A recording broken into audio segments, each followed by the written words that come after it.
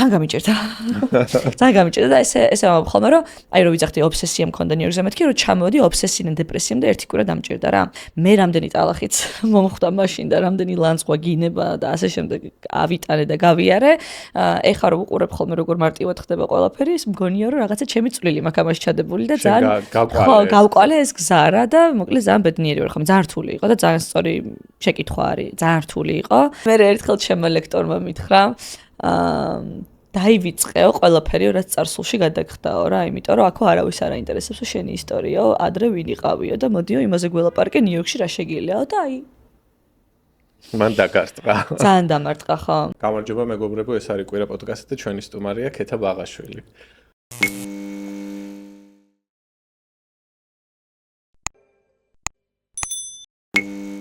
ქეთა ძალიან დიდი მადლობა.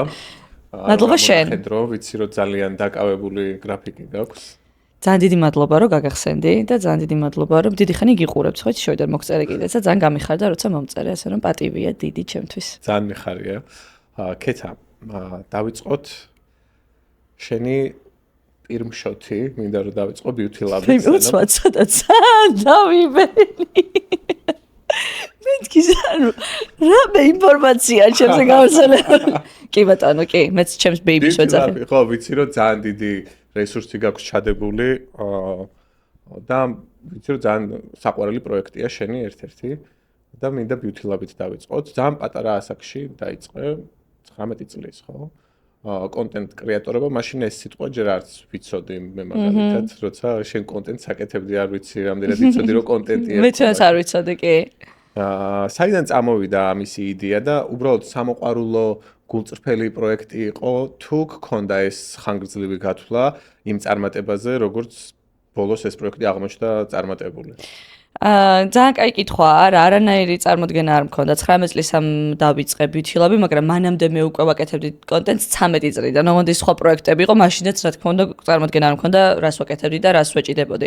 19 წლის ამ დავიწყე, მართლა გულწრფელი პროექტი იყო და მართლა უბრალოდ აი რაღაცა მიხარო და ყოველდღე რა Facebook ჯგუფში შევდიოდი და ვწერდი პოსტებს და ვეხმარებოდი ადამიანებს რომ რაღაცა ერთმანეთისგან ინფორმაცია მიეიღოთ. მაშინ არც არსებობდნენ არც სხვა კონტენტ კრეატორები, არც opinion maker-ები როგორც ესეთი და უბრალოდ გულწრფელად ყველა ადამიანი თავის სამზარეულოს არა და აბაზანის უჯრას აღებდა და ერთმანეთს უზიარებდა ყველაფერს. წარმოდგენა არ მქონდა რომ შესაძლებელი იყო სოციალური ქსელის მონეტიზაცია, მაშინ როცა ეგ დავიწყეთ. თან საქართველოში მით უმეტეს არ იყო ეს. მაშინ იქ კიდე უფრო უკან 2017 წელი არის.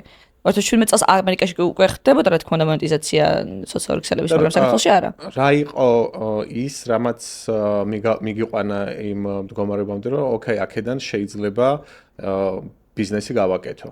იცი, ძალიან თანმიმდევრული პროცესი იყო და ნელ-ნელა რაღაცა ბუნებრივად გარდაიქმნა არაფრიდან რაღაცა და მე არც მაშინ არ იყო არაფერი პრინციპში არასდროს შეფასება არის, მაგრამ ჩემი კონკრეტული გზა და ჩემი ფიქრის პროცესი იყო, რომ აი იმ პერიოდში როცა beauty lab ისე პირველი წელიწადნახევრის მერე ამერიკაში ვიყავ პირველად ჩამოსული 2018 წელს სასწავლებლად ერთი სემესტრით რაღაც scholarship-ი მოვიგე და აქ გავიარე, მაშინ მე ჟურნალისტიკაზე ვსწავლობდი და გავიარე ანტრეპრენერული ჟურნალისტიკა თუ რაღაც ესეთი კურსი იყო და იქ გვასწავლეს რომ კაცო მედია და მედიის მონეტიზაცია მარტო ტელევიზორში მიკროფონის ჭერა და ჟურნალისტის ხელფასი არ არის რა შეიძლება სხვადასხვა მიმართულებით ბიზნესის ჩამოყალიბება მედიის კუთხით და მაშინ დავფიქრდი რომ რაღაცის გაკეთება შეიძლება აქედან და აი აქ რო დავაკვირდი ამ ინფლუენსერებს, მაშინ პირველად აქ ვნახე და კონტენტ კრეატორებს და ასე შემდეგ, მე უკვე საქართველოში ჩამოდი ნელ-ნელა დავიწყე ამის შენება, თუმცა მაგის პარალელურად იყო კიდე მოთხოვნა, რომ გაჩნდა ბაზარზე, რომ დაიწყეს ჩემი დაპატიჟება, ხან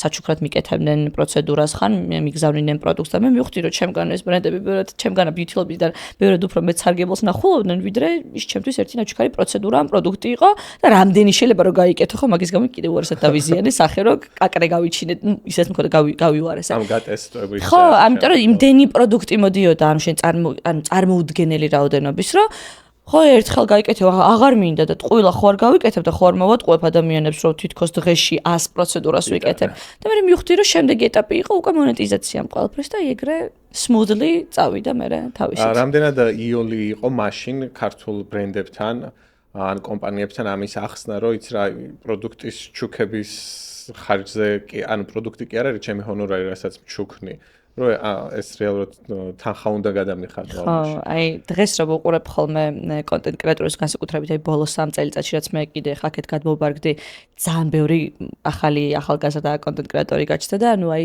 მიხარია ხოლმე რომ ვუყურებ როგორ საუბრობენ თუნდაც თავენ შემოსავალზე, იმიტომ რომ ეს იყო წარმოუდგენელი 2019-20 წელს და 20-ში უკვე პრინციპში ეგრე ძალიან აღარ, მაგრამ Beauty Lab იყო ერთ-ერთი პირველი სოციორქსელის რაღაც ესეთი გვერდი, რომელმაც მონეტიზაცია დაიწყო რა კონტენტის და მე რამდენი ტალახიც მომხვდა მაშინ და რამდენი ლანძღვა გინება და ასე შემდეგ ავიტანე და გავიარე.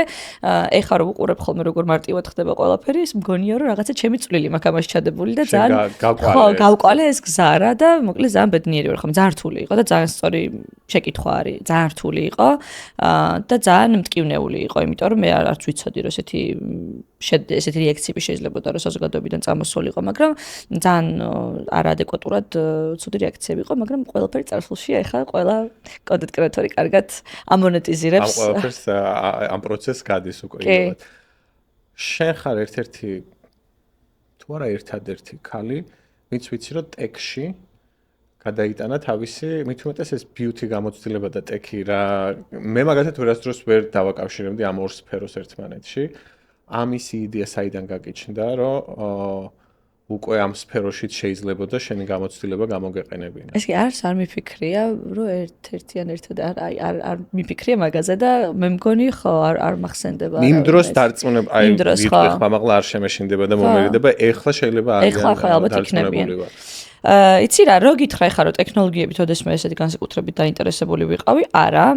უბრალოდ ჩემი საუკეთესო მეგობარი მარიამ გაგუა, რომელიც არის ქალი ტექნოლოგიებში, იმ პერიოდში როცა მე Beauty Labs ვაშენებდი, ჩემი საუკეთესო მეგობარი არის და ის ტექნოლოგიებში იყო და ის სულ თავის სამსახურზე ლაპარაკობდა, მე სულ beauty-ზე ლაპარაკობდი და სულ ვაბრეინშტორმინგებდით, ესე რომ ვთქვათ, იდეებს.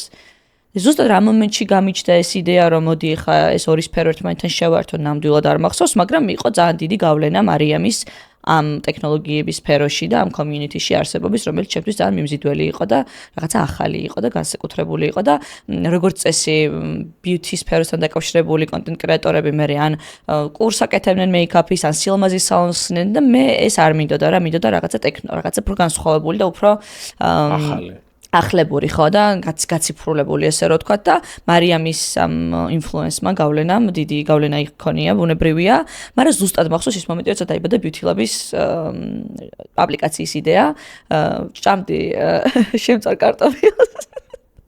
დედაჩემს ვეტრაბახები რაღაცებზე ვებლატავები, რომ უფრო დავარწმუნო, რომ მე შემიძლია რომ რაღაცა ამაზე მეტი გავაკეთო და Facebook ჯგუფს გავწე და იცი რა, მეთქი დედა ამას გავაკეთებ და მეთქი უცბად. მეგონა რომ ესეთი იდეა ცხოვრებაში ჯერ არის არ მოსულა, რა თქმა უნდა არსებობენ ამის ანალოგი აპლიკაციები. მაგრამ ესე დაიბადა ზუსტად ინვესტორების მოძიება დაგჭირდა ამ აპლიკაციის გაკეთებისას თუ საკუთარი სახსრებით არა, საკუთარი სახსრებით არაფერი არ გამეკეთებია და მგონია რომ არავინ არ უნდა გააკეთოს საკუთარი სახსრებით, unless არ ვიცი, რამდენიც არ უნდა ქონდეს, მგონია რომ არ უნდა გააკეთო. ჩვენ შევიტანეთ მაშინ ჯიტაში საგრანტო კონკურსი იყო და ეს გრანტი მოვიგე. 100,000 ლარი იყო მაშინ, მგონი მე გაზარდეს. ეს იყო პირველი ეტაპი, რომ ეს რაღაცა პირველი ფორმატი, ესე ვთქვათ, MVP დაახლოებით გაგვემზადებინა და გაგვეშვა და მერე უკვე მყავდა მეორე რაუნდზე ინვესტორი კიდე ისრაელიდან დუდუ არჩეული ადამიანი, რომელმაც უკვე მეორე ეტაპზე და მე იმ თანხით კიდე გადავწერეთ თავიდან კოდი და თავიდან ავაშენეთ აპლიკაციის მეორე ვერსია. და თვითონ ბაზარზე ამ სერვისის შეტანის და დანერგვის გზა რამდენად ადვილი იყო, ანუ რთული რომ აი ბიზნესებთან რომ მიდევდი და უნებრივ ვიცი რა, აი პასტა და ფურცლის მაგივრად შეგეძლია ეს იხმარო. ისეთ არაჩვეულებრივად ზუსტად მორგებულ კითხვებს მისვამ, რომ არ ვიცი, გახთოვნებული ვარ, როგორ გესმის ამდენი ესეთ სფეროზე, რომელშიც არ ყოფილხარ. არა. ხო, ძალიან საინტერესოა და დიდი კომპლიმენტი ჩემგან. ძალიან რთული იყო. პირველ რიგში მოდი დავიწყოთ იქიდან რომ რთული იყო, იმიტომ რომ მე თვითონ ძალიან პატარა ვიყავი და არანაირი გამოცდილება არ მქონდა. 21-22 წლის ვარ, როცა ამას ვაკეთებ და არც ტექნოლოგიები არ მესმის, არც ბიზნესი არ მესმის და კაი ხა Facebook ჯგუფი გავაკეთე, მაგრამ ალღოები კი მაქვს და რაღაცა მინდა რომ რაღაც გავაკეთო და სურვილი, მაგრამ ნუ ეს პროცესია და არ იყო მარტივი და ბევრი შეცდომა. ხო, შეცდომა ხა მოლაპარაკებებში როგორც ესეთი არ დამიშვია, მაგრამ ნუ როგორ გითხრა ცოტა სხვანაირი მიდგომები ალბათ უკეთესი იქნებოდა, რომ უფრო გრძელვადიანი შედეგები დამედო. ნუ იქ მე კიდე დაგვემთხვა კოვიდის პერიოდი ასე მოკლედ ძალიან გადავუხვი ხა.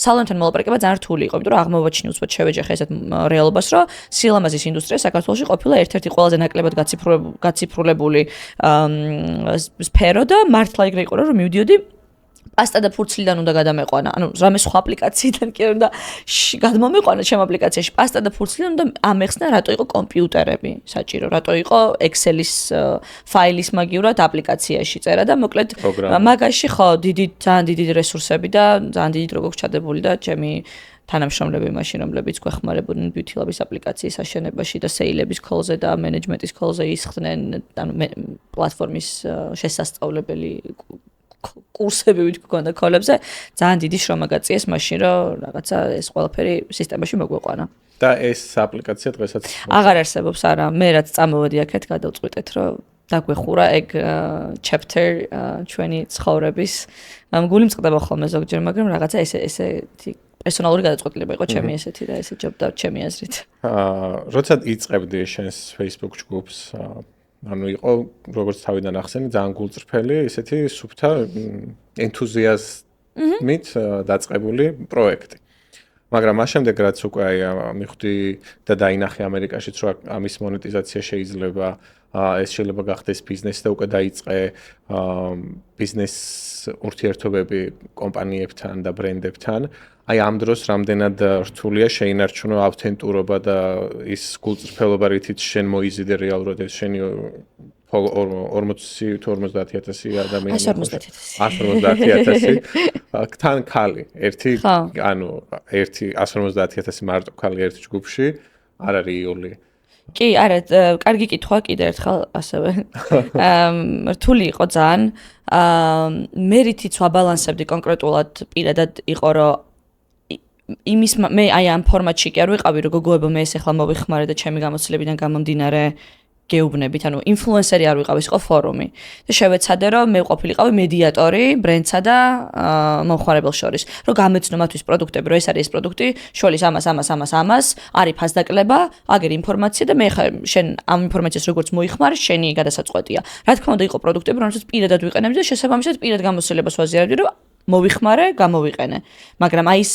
მომენტი არ მქონია რომ ეხლა 100 პროდუქტზე რო ვლაპარაკობ 100-ვე ჩემი დატესტილი არის 100-ვე კაია უბრალოდ ვაწვდიდი ინფორმაციას, აგერ ჩემი პარტნიორი არის პირობითად ეს კომპანია, ამ კომპანიას აქვს ესა და ეს პროდუქცია, ამ კომპანიამ შემომთავაზა კონკრეტულად თქვენთვის პრომოკოდით ფასდაკლება, აგერ არის ეს პროდუქტი, აგერ გაძლევთ ინფორმაციას, დანარჩენი უფრო სიღრმისეული რისერჩი თუ გინდა შენ თვითონ გააკეთე, ან შემიძლია რომ მაგალითად გქონდა ხოლმე ესეთი ფორმატი კიდე კომუნიკაციის პოსტის მიღმა გქონდა ხოლმე live ინტერვიუები ამ კომპანიების წარმომადგენლებთან ერთად, სადაც იმის მაგივრად რომ მე საუბრა ამ ყველაფერზე ვსვავდი კითხვებს, იმ კითხვებს, რაც იწერებოდა კომენტარებში ვაჟღერებდი და ამ ადამიანებს შეეძლოთ რომ ეპასუხათ და გაეცათ პასუხები და მე როგორ მიიღებს გადაწყვეტილებას ადამიანი უკვე მისი და გადასაწყვეტია, უბრალოდ მე აი ამ პასუხისმგებლობას არ ვიღებდი საკუთარ თავზე რომ მეთქვა რომ აი ატვე ჩაივა ძმაო რომ აი მაგარი პროდუქტია რაღაცა.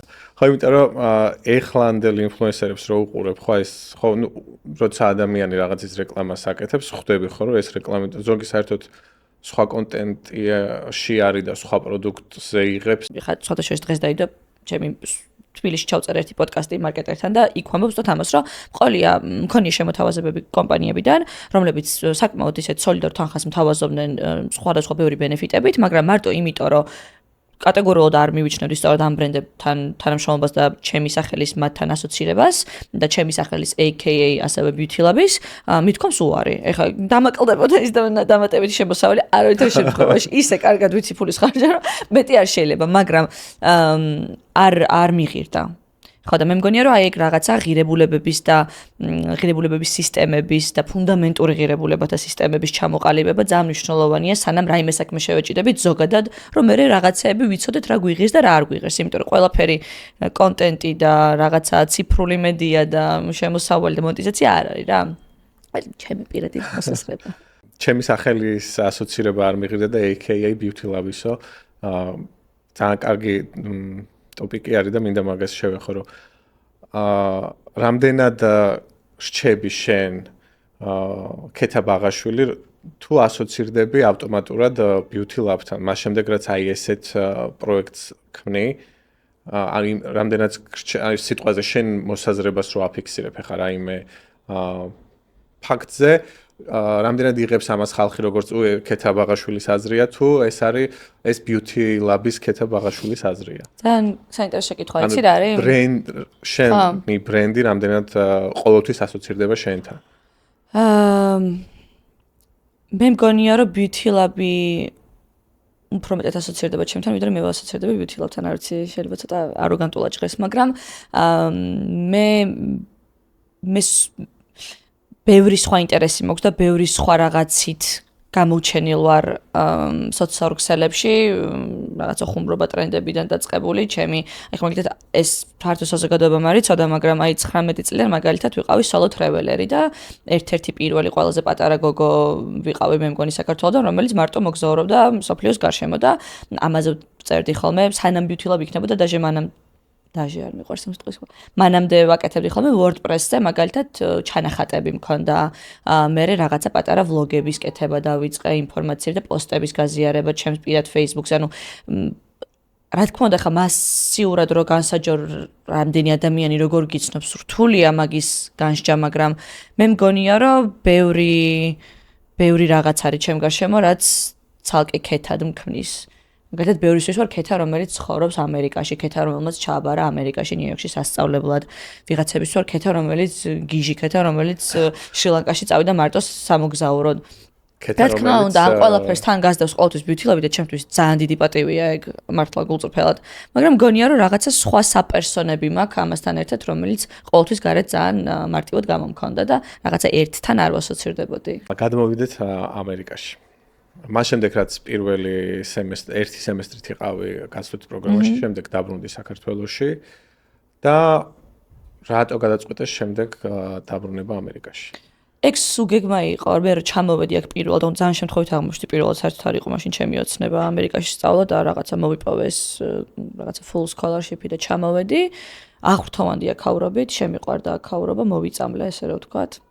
და რომ დავბრუნდი საქართველოში, მახსოვს დეჩემს ძალიან ტკინველად ახსენდება ალბათ ეს ფრაზა, მაგრამ მანქანაში რომ ჩაუჯექი, რომ ჩავფრინდი, ვეუბნები, რომ დღევანდელი დღიდან ჩემი ცხოვრება იქნება წუთების და წამების თვლა, როდის დავბრუნდები უკან მეთქი და ანუ ეგეთი მოწამლული ვიყავი, ობსესია მქონდა ამ ქალაქზე და რომ დავბრუნდი საქართველოში, თითქმის აი ყველაფერსაც ვაკეთებდი ჩემი იმ ვერსიისთვის, რომელიც მე აქ ამერიკაშიდან ჩამოსულიყო რა, დაახლოებით ეგეთი განცდა მქონდა და აი მახსოვს ღამე მეხვიძებოდა ხოლმე მე სიზმრებოდა როგორ დავდივარ ისევ ნიუ-იორკში, ქუჩებში და ასე შემდეგ, ძალიან მენატრებოდა 4 წელი.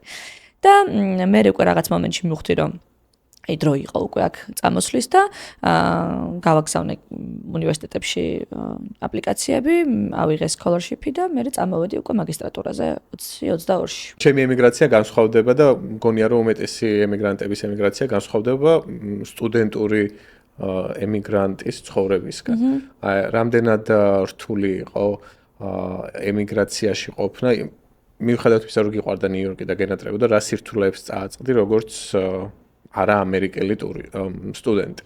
ხო, ძალიან იცი როგორი რაღაც არის ამ თემაზე რომ ვლაპარაკობ ხოლმე და რომ წუწუნი ხეც ისეთი ნათქვამია, რომ გამოვხატავ ხოლმე როგორი რთული იყო ჩემთვის აქ შეგუება ამ ყველაფერთან, რაღაც ისეთი განცდა მაქვს ხოლმე, რომ აი მართლა რა, იმიტომ რომ სტუდენტური შეგუება აქაურობასთან საერთოდ სხვა რამეა და ადამიანები, რომლებიც ემიგრაციაში მოდიან განუსაზღვრელი დროით და უკან დასაბრუნებელი ბილეთის ყიდვის შესაძლებლობის არ ქონით, საერთოდ სხვა არის და ხანდახან მწხვენია ხოლმე რომ ამაზე ვლაპარაკობ, იმიტომ რომ ვიცი რომ პრივილეგირებული. ხო, ნუ რა თქმა უნდა პრივილეგირებული ვიყავი მაგ კუთხით, რომ ანუ როცა მიდოდა დავბრუნდებოდი საქართველოში, ახალ წელსაც ჩავდიოდი, ისეც გაზაფხულზეც ჩავდიოდი და ასე შემდეგ და უნივერსიტეტში ვიყავი, მანჰეტენზე ვსწავლობდი.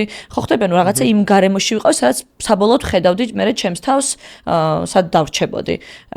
და რა წრეში მინდოდა ყოფნა პროფესიული კუთხით, რა ის ჩემი ლექტორები, ის რაღაცა ივენთები, მედია ივენთები, რაღაცები, რასაც მინდოდა შეერული, სულ აი ჩემი უნივერსიტეტის გარშემო ხდებოდა და მოკლედ რა თქმა უნდა პრივილეგირებული ვიყავი, მაგრამ ძალიან გამიჭირდა და ესე ხოლმე რომ აი რო ვიძახდი ობსესია მქონდა ნიუ-იორკზე მეთქი რომ ჩამოვედი ობსესიიდან დეპრესიამ და ერთი კვირა დამჭირდა რა.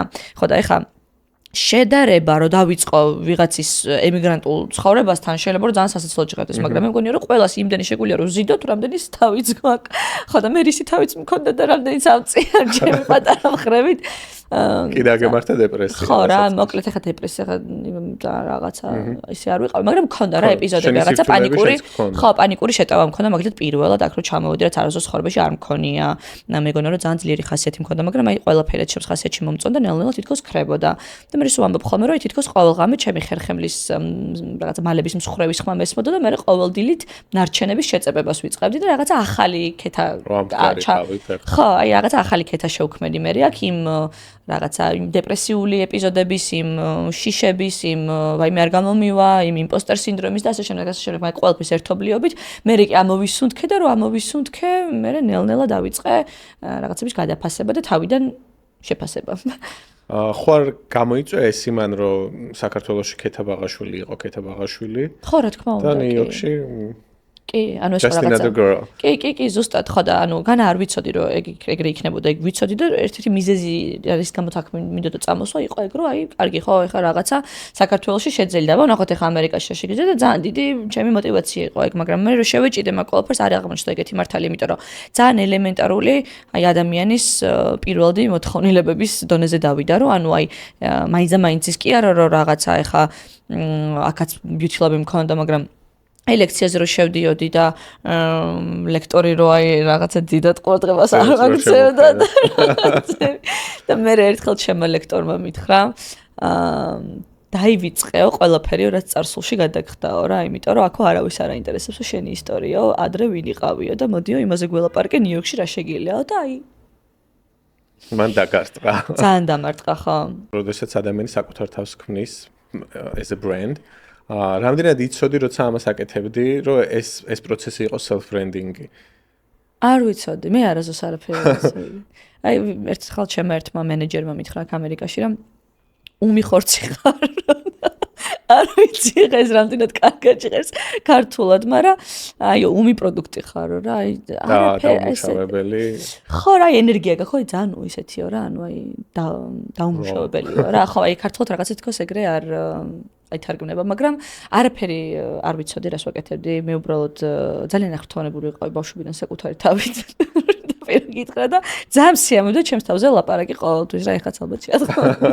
აი, ეგ იყო რა. ანუ ჩემი self პროდუქტის self brand-ის შექმნა იყო თავიდან ბოლომდე ის, რომ გულწრფელად მართლა რაზეც ვიყავი, რითიც ვიყავი აღფრთოვანებული ცხოვრებაში, რითიც ვიყავი შთაგონებული, ძალიან ევნებიანი ადამიანი ვარ ზოგადად და ძალიან მარტივი ელემენტარული პატარა დეტალებით შეიძლება რომ აღფრთოვანდე და გამიხარდეს და ძალიან ექსპრესიული ვარ და შესაბამისად იმ ყველაფერს ასაც გავდიოდი თან გამოვხატავდი ვიღაც ადამიანები არიან ახლა მაგალითად დედაჩემი იძახის ხოლმე რომ ხო რაღაცა გადამხდება რავი ხარ მგონია რომ ვინმესთვის შეიძლება საინტერესო იყოს და მე იმდენ აღფრთოვანებული ვარ ჩემი ცხოვრებით და ჩემი არსით ანუ არც ისულად არ ვიძახი რა ანუ აი მგონია რომ ყველაფერი რაც ხდება ძალიან საინტერესოა რომ მგონია უნდა გავაზიარო და მე იმდენი გავაზიარო რომ ეხლა ხალხი მთხოვს რა გავაზიარო და ეს რაღაცა ბუნებრივად მოხდა ქართულ სოციუმში რამდენად გიშლიდა ეს ხელს რომ ესეთი გამოხატული იყავი რავი ალბათ მიშლიდა ახლა მაგრამ რო გითხრა დიდად რომ ყოველ შემთხვევაში შენს პიროვნებაზე ხელი არ შეუშლია რომ ხო ნუ მე ბევრი აღმა გავიარე ზოგადად ახლა როცა სოციალურ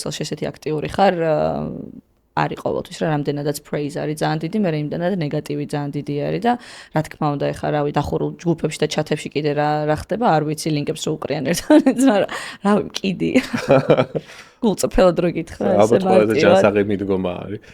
ხო რაღაცა იმუნიტეტი გიმუშავდება რა მე მაგის მიმართ და აი კიდევ ერთხელ ვიძახე როცა ძალიან ყარად გაქვს ჩამოყალიბებული შენი ღირებულება და სისტემა რა გინდა ვინ გინდა რომ იყო მე ასეთ კომენტარებს თუ ვიღაცის დამოკიდებულებებს აღარ აქვს რა აზრი და მნიშვნელობა გავლენას აღარ ახდენს ხო რა whatever ბოლო დროს მე რაც შევნიშნე წამოიწია ეს micro influencers რამ გამოიწვია როგორ ფიქრობ შენ როგორც ამ სფეროში მოღვაწე ადამიანი ან წლებია ანუ რატო წამოვიდა ბაზარზე მოთხოვნა ბრენდებისგან რომ უფრო ურჩევნიათ მიკროინფლუენსერებთან გააფორმონ ხელშეკრულებები და დილები ვიდრე თუნდაც აი რამოდენიმე მილიონიან ან ასეულობით 1000 ფოლოვერიან კი, ეგ არის ტრენდი და მაგათ ქვიეთ ხშირად UGC კრეატორებს ეძახიან user generated content-ი არის ეგ, ანუ ადამიანი, რომელსაც არ ყავს ბევრი ფოლოვერი, არ არის მიჩნეული მაინც და მაინც ინფლუენსერად, მაგრამ მისი აზრი ბევრად უფრო მნიშვნელოვანი შეიძლება იყოს ბრენდისთვის, ვიდრე ბევრი ფოლოვერიანი ადამიანის, იმიტომ რომ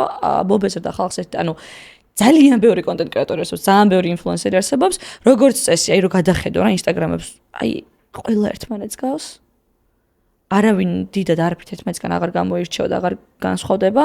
იმდენად მიეჩვენენ აი ამ წრეში ტრიალს, რომ ბრენდი რაღაცას გიგზავნის, ახლა ამაზე ჩაწერე ვიდეო, ამაზე ჩაწერე, რომ ერთნაირი გახდა უკვე ყველაფერი, ავტომატური. ზუსტად ავტომატური გახდა ეს ყველაფერი. ხანდახან გონია რომ AI გელაპარაკება და სიამოვნებაში არიან ამ ყველაფერსგან ადამიანები, ხო, მაგრამ აღარ უნდათ არც ბრენდებს და არც მაყურებლებს. ბრენდი იმის მიხედვით ცვლის თავის დამოკიდებულებას, რაც ხდება ბაზარზე რა, მოთხოვნა რაც არის და მაყურებელი რასაც ყურადღებას აქცევს და რაც მოწონს.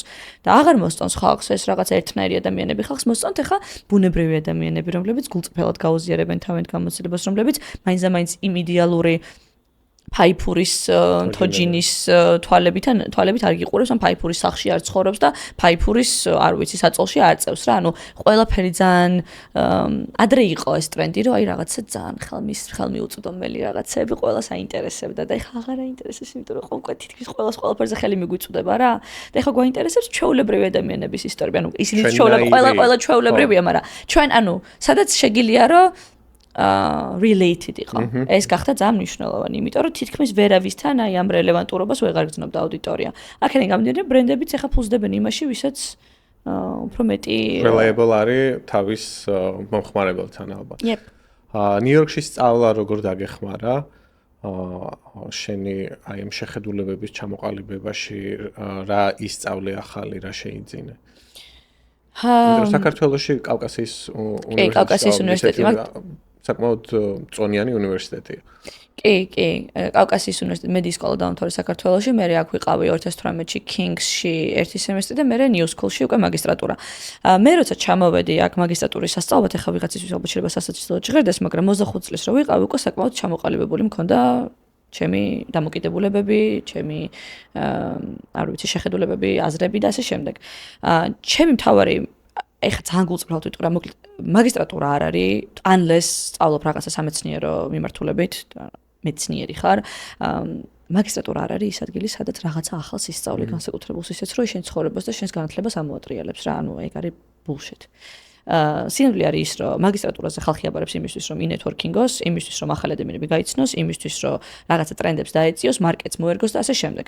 მე ხარ რო გითხრა, რომ ჩამოვედი და რაღაცა ისეთი ვისწავლე, რაც გაგონილი არ მქონდა, არა, მაგრამ რაც ვიცოდი, საერთოდ ამომიტრიალა და სხვანაირად დამანახა.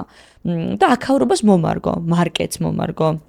ინდუსტრიას მომარგო, დავამუღამე როგორ საუბრობენ, სანამ ეს სამსახურის დრო მომიწევდა, მანამდე აუდიტორიას და მარკეტს მოვერგე ისე, რომ როცა სამსახური მომიწევა, უკვე ძალიან მარტივი გახდა ეგ ყველაფერი ჩემთვის.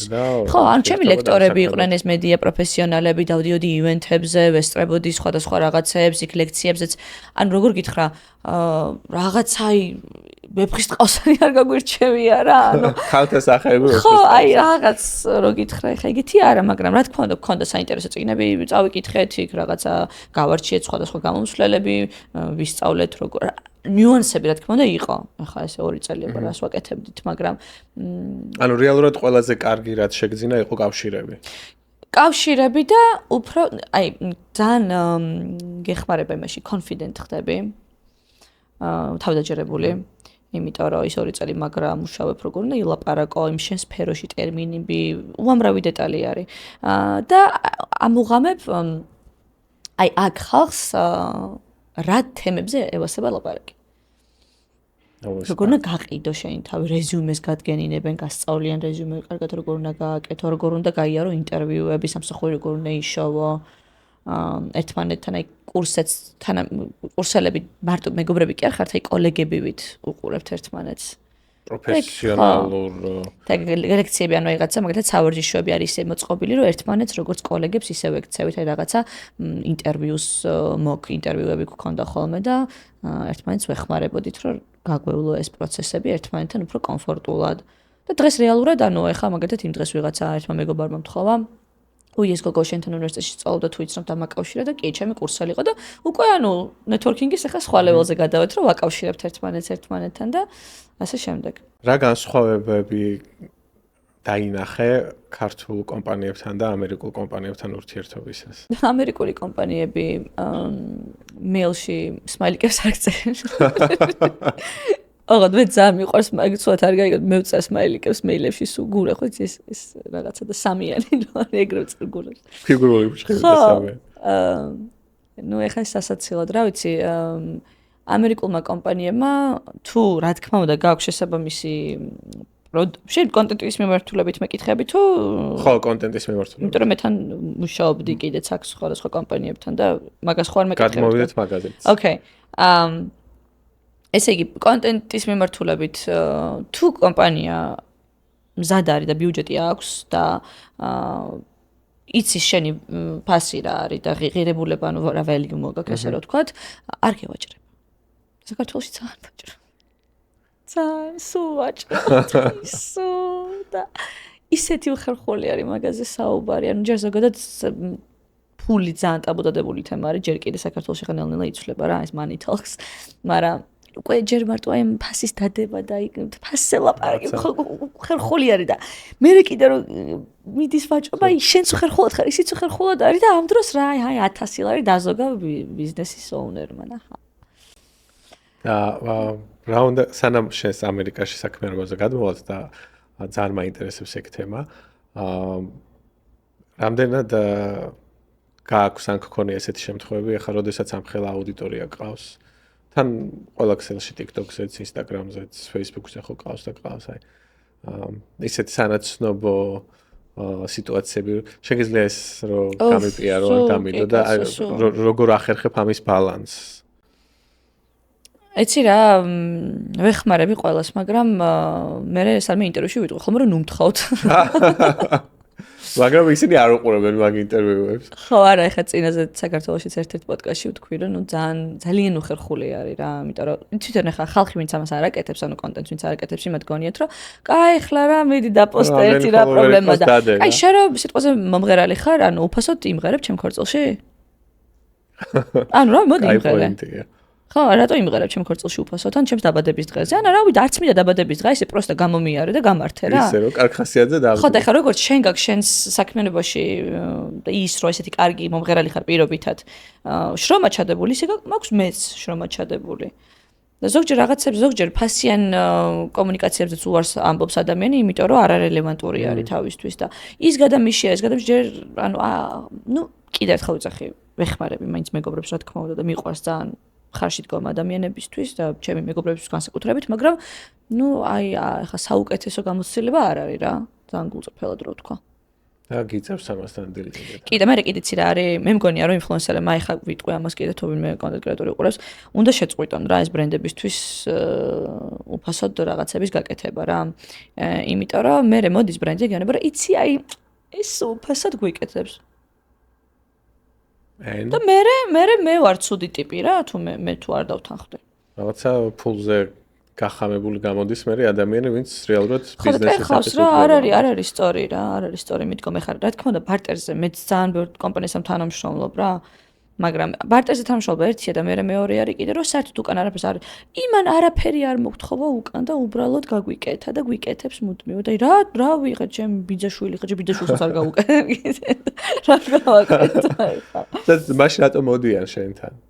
აუ არ ვიცი, იმიტომ მოდიან რომ ხო ან ჩემთან შენთან ანუ ვინ ხედავს values მოდის.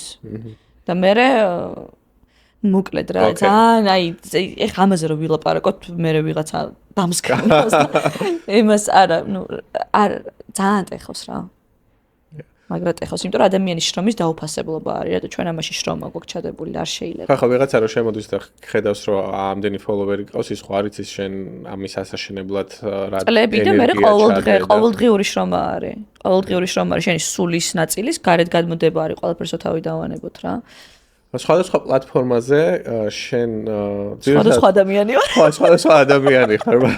მაგაზე მინდოდა მეკითხა, ანუ რამდენად ანუ რატო აკეთებ ამას და რამდენად მომგებიანია როგორც კრეატორი, რომ TikTok-ზე სხვა კონტენტი ქონდეს Facebook-ზე სხვა, Instagram-ზე სხვა, YouTube-ზე სხვა. ხო.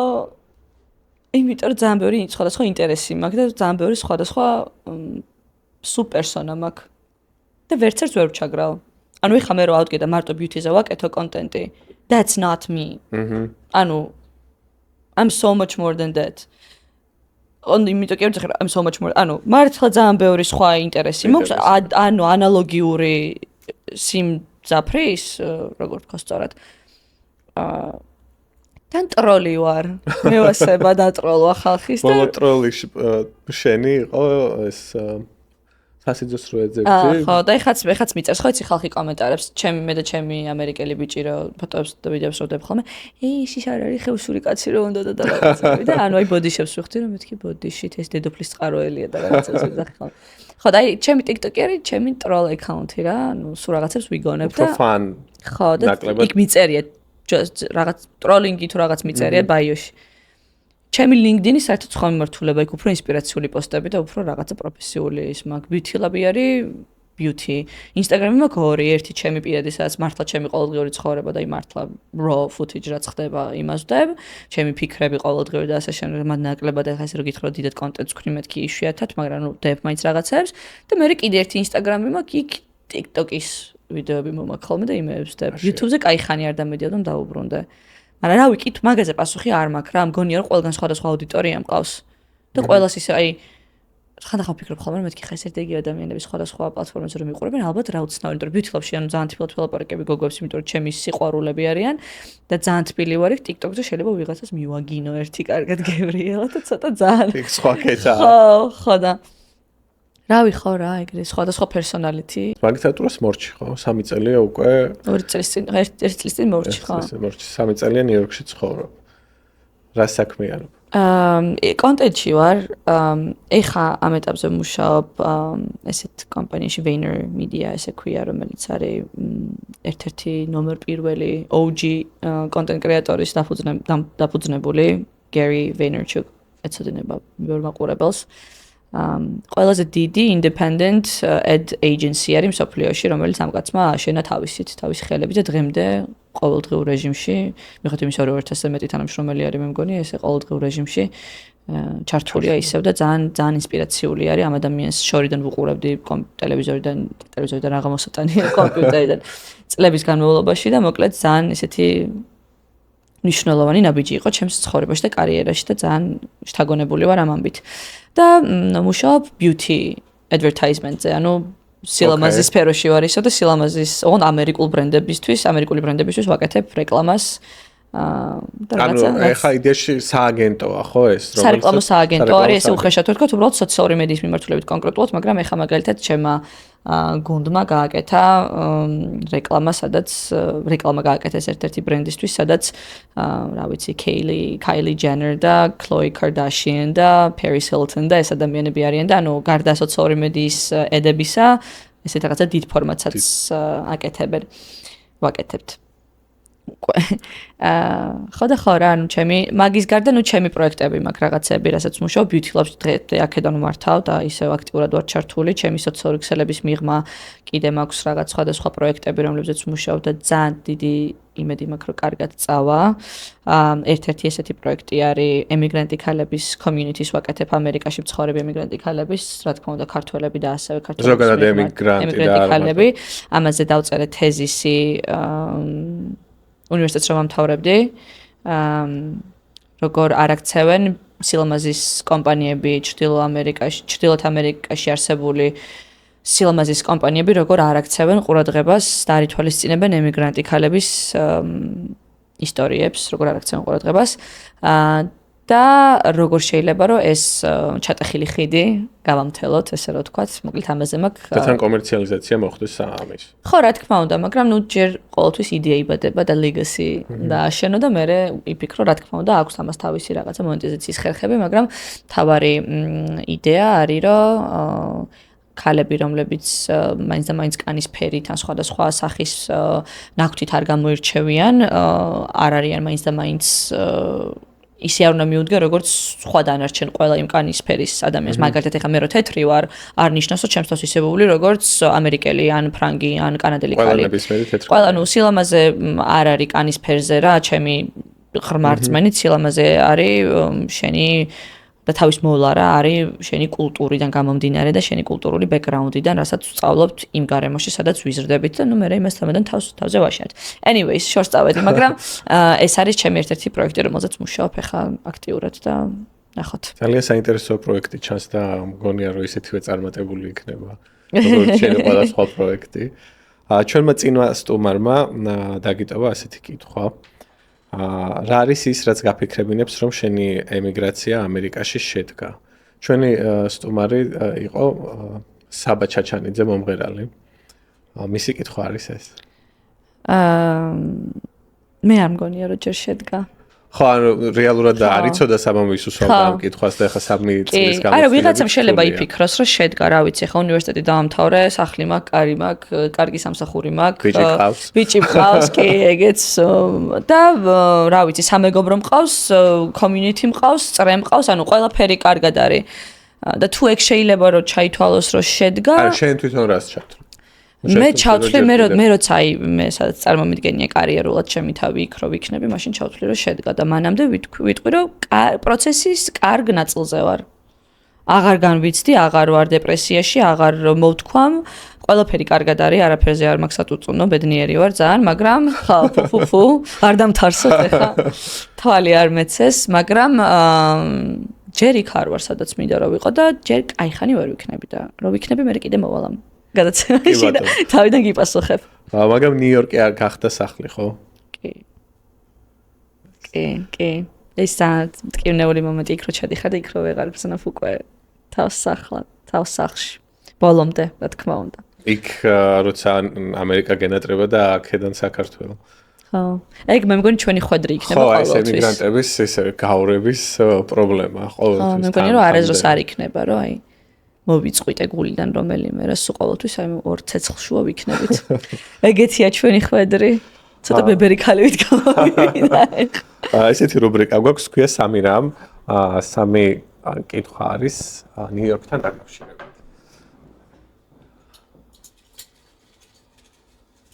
და შენს გამოცდილებებთან. სამი. აბანოდი. სამი რამ, რაც ნიუ-იორკმა შეცვალა შენში. ბევრად უფრო humble გავხდი. როგორ უნდა თქვით, დავშდე კარგად.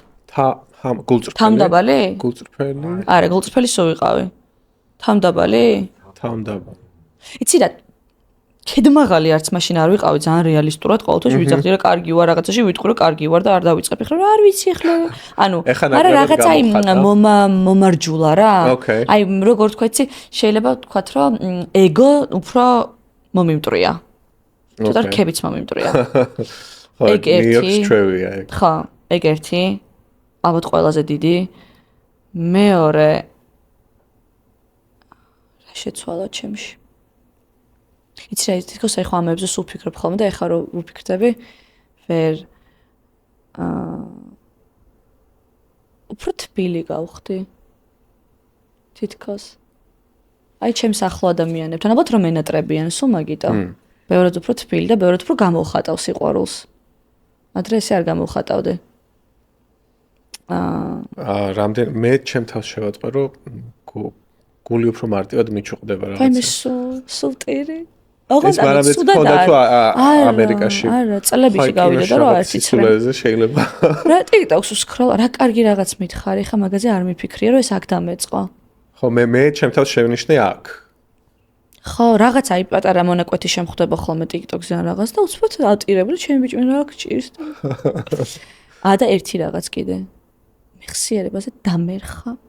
ძალიან ცუდი. მაგას ანტივაქსერები COVID-ის ვაქცინას აბრალებ. არა, მე მგონია ეგ იმის ბრალია, რომ აქ რო გადმოვედი, იმდენად დიდ დროს ვუთმობდი ტელეფონთან ყოფნას, იმიტომ რომ კავშირი არ გამეწყვიტა სახლთან, რომ attention span დამიპატარავდა და მე მეხსიერებაზე აისახარ, ჩემი თეორია ეგეთი არის. Okay. Anyways, ეგეც მეოთხე. მე ხსიერება მეც შევნიშნე ჩემ თავს, მაგრამ მე ვიფიქრია რატო. აი, ოღონ ისეთი მარტივი რაღაცეები ხო, მე ჩემ თავზე გამოვედი სახლიდან და მანქანის გასაღები დამრჩა სახლში, ან რომელიც ავიღე ხელში მეჭირა. სულ ეგრე ვარ, ანუ ყველაფერი მოვიწყდება. Anyways, სამი რამ რასაც დაამატებდი New York-ს.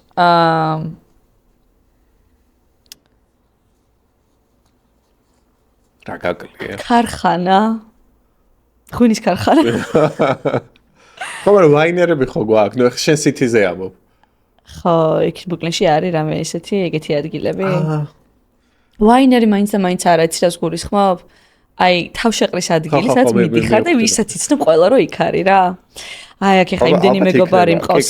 ზოგი იქით არის, ზოგი ალთას, ზოგი ბალთას და ძალიან, აი, საღამოს ხა თბილისში იცოდი რომ გახვიდოდი და ყველა იქ არის. ყველა იქ არის რა და მაგრა ასწორებდა ეგ. მაგას დავამატებდი უეჭველი, მეორე დავამატებდი რომ ჩემს საყვარელ ადამიანებს აი ავასკუპებდი და გადმოვასკუპებდი აქ. და მესამე კიდე რას დავამატებდი და ჩემს ანგარიშზე ძამბორ ფულს. New York-ს მაინც არა, მაგრამ უფრო ჩემ გარშემო დავატრიალეს. რა მაკლია აქ, ესე რომ ვთქვათ.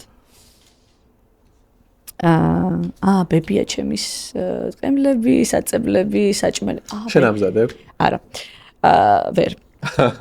ბებია ჩემს დავასკუპებდი აქ ჩემთან პირველ რიგში, რომ გამიკეთოს ბევრი საჭმელი. ბებია ცოცხალია. კი. ხარა ხა მაგდესაც აღარ მომიტყავდი. კი. სამი რამ, რასაც ნამდვილი ნიუ-იორკერი არასდროს იზავს. Times Square-ზე არ გაივლის. აჰა. ბოლოს როდის გაიარე? აი შემთხვევით თუ მოხდი ოდესმე, თორე ვერ ვიტანო. მე აი მაგალითად ბევრჯერ ვიმრუდებ გზას. ხო, მეც ანუ გვერდზე ქუჩებით დავდივარ ხოლმე. სულ ვიძახი რომ ესე იგი Times Square-ზე ხვდები ერთხელ რომ ჩამოდიხარ და მე მეორედ მაქსიმუმ თუ ვინმე სტუმარი წაიყვანე, თორე ისე მაგრამ სხვათა შორის ან აქციაზე რომ ვიდეო. აქცია. კოვიდამდე არისო ეგეთი. მართლა? ეხა როგორიც არის ხო? კოვიდამდე ესეთი არისო. კიდე რა თქმა უნდა იყო ესე ძალიან ტურისტული, მაგრამ გაცილებით უკეთესი იყო ვიდრე დღეს რაც ხდება. მეორე, აი ხიდებს რომ კვეთავთ ხოლმე ხო იცი Brooklyn Bridge და Manhattan Bridge ვიდეოს გადაღებას არ დაიწყებს, მე ჯერ კიდევ ვაკეთებ, იმიტომ every time I do that, ანუ სულ მგონია რომ პირველად ვხედავ ისეთი აღფრთოვანებული ვარ ხეთს რომ ვუყურებ. ხეთით ხო გადასულ ხარ? არა. არა. არა, ძალიან ზარმაცი ვარ. ნუ ეხა ცივა, მაგრამ აი, მოდი დავუთქვათ რომ ერთად უნდა გავიაროთ. ბრუკლინიდან ბაზარი არა. და Manhattan-ზე ოღონდ, იმიტომ რომ აი ხედი. ამ თაღებს რო გაცდები, აი სხვა განზომილებაში შევიდე. მართლა? გავაკეთოთ ერთად და მე ვჭამოცად მეგემრიალად. Okay. Deal. Deal. ეგ მეორე და მესამე, ვიცი რამდენი რაღაცას ვფიქრობ ხოლმე და ეხლა რაღაც არაფერი არ მახსენდება ესე. არ ვიცი, ნელა არ ივლის? ხო, ნელა არ ივლის, კი, აი ტემპი. შენ სწრაფად დადიხარ. შეიძლება ის დაგვარად, სადამდე ჩემი პატარა ფეხები გავიშე. იმიტომ რომ აი აქ ეს ტურისტების სეზონიდან ახლა ეს საშობაოდ რაც ხდება და აი ქუჩაში ფეხით გადაადგილება არის ძალიან რთული ხო? თუ არ ისწავლეს როგორ უნდა გაძვრე გამოძვრე, ძალიან რთულია. რა კითხვას დავუტოვებ ჩვენს შემდეგ სტუმარს? შემდეგ სტუმარს დავუტოვებ ესეთ კითხვას. რა არის ის ერთი რაღაც რაც გაძლევს შთაგონებას. და შენ რა გაძლევს შთაგონებას? მაშინ აქვე დაგიბრუნე. მე ჩემი თავი. So humble of you. წეგად არის ახლა ძალიან humble გახლ. არა, ნუ აი მგონია რომ ძალიან საინტერესო ცხოვრება მაქვს და რამდენჯერაც რაღაცაზე მოვიწყენ, გადავხედავ ხოლმე ჩემს ძველ ამბებს და მე რეგ ინსპირაციას მაძლევს რომ გავაგრძელო. ან მაგალითად აი რომ ვიხსენებ ჩემს თავს ბავშვობაში რეები მქონდა ჩაფიქრებული, ეგ ინსპირაციას მაძლევს რომ მე იმისთვის ვიბრძოლო, რომ ახსენდება ხოლმე რაღაცა ასეც გული დამწყდა, აუცილებლად თავს მოვიკლავ რომ გავაკეთო. ანუ ხა რომ ისე ვთქვი რომ ძალიან ცუდად მაგრამ მგონია რომ კარგად ხო. ყოველი ჩემი ძველი ვერსია არის ჩემი ინსპირაცია რომ ჩემი შემდეგი ვერსია უკეთესი გახდეს.